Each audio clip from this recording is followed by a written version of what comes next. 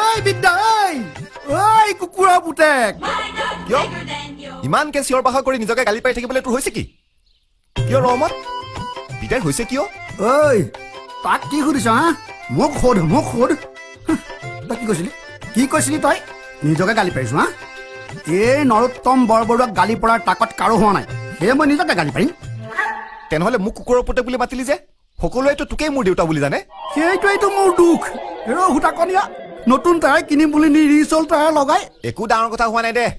তোৰ 12, 18 আৰু 48, 42 নতুন টায়াৰ লগোৱা আৰু কাউৰীৰ ডিঙিত মুকুতাৰ মালা পিন্ধোৱা সেই একে কথা হ'ব বুলি ভাবিয়ে এই কামটো কৰিলো আৰু কেতিয়া টায়াৰ সলাব লাগে মোক কবি ঐ ৰ বুলিছো নহয়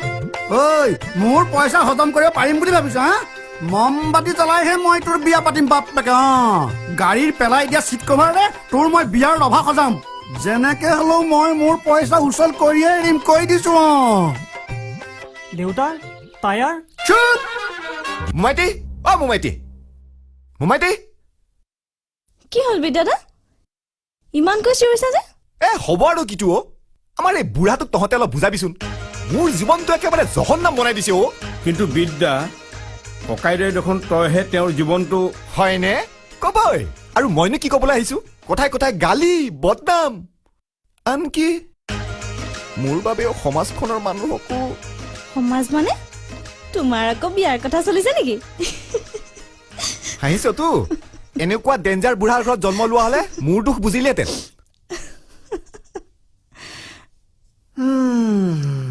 বুজিছা মোমাইটি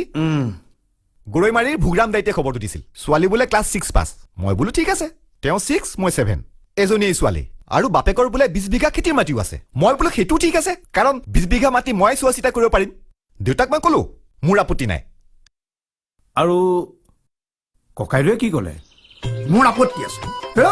ঐ তই মোক কি বুলি ভাবিছ হা তোক মই চিনি নাপাম কথাও যে সোধে মই তোৰ ল'ৰা নহয় আৰু আপত্তি কৰিবলৈ কিটো আছে মোৰতো কথাটো পচন্দ হৈছে তোৰ পচন্দ হৈছে তোমাৰতো ছোৱালী পচন্দ হোৱা নাই মোৰ শুনাই তোমাৰ চকু সেই 20 বিঘা মাটিত তই মোকেই ঠগি খাও সেই শহুৰ বুঢ়াটোৰ অৱস্থা কি কৰিবি আৰু দেশৰ মানুহে মোক কি বুলি ক'ব তোক কিটো ক'ব ক'ব মোক বোলে নৰোত্তম বৰবৰুৱা পুতেকে বিয়াৰ নামত শহুৰেকৰ মাটি হস্তগত কৰিলে নিজৰ দেউতাটো হয় তই চুপ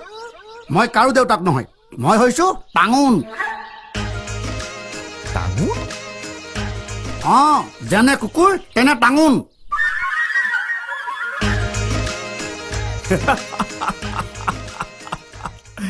ঠিক আছে মই বাৰু ককাইদেউক কথাটো ক'ম হেৰি নহয় খবৰটো পাইছ নে নাই কি সঞ্জীৱ বদলি হোৱা খবৰটো পাইছো তাকে ফেন এখন লাগিব নহয়